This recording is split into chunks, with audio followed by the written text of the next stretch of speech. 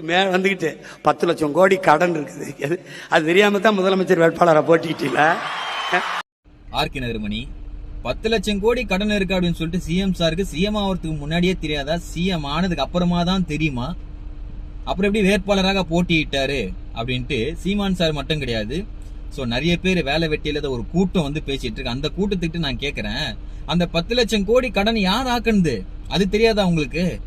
அந்த 10 லட்சம் கோடி கடன் ஆகிறத பத்தி யாரும் பேசக்கூடாது அப்படின்னு சொல்லிட்டு ஒரு 10 கோடி சீமான் அவர்களுக்கு ஒதுக்குன மாதிரி பேசிட்டு இருக்காரு.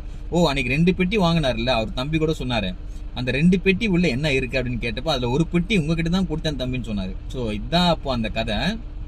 நான் மறுபடியும் சொல்றேன், விக்கிரவாண்டி மாநாடுல தளபதி விஜய் அண்ணன் அவர்கள் நினைச்சது சீமான் சார் அவர்களை கூட்டணி வச்சுக்கலாம் அப்படின்னு தான்.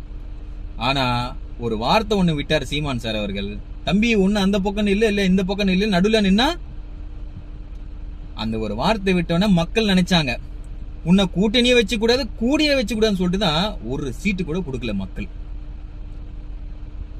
அவர் கொஞ்சம் வேலை செய்ய விடுங்கப்பா.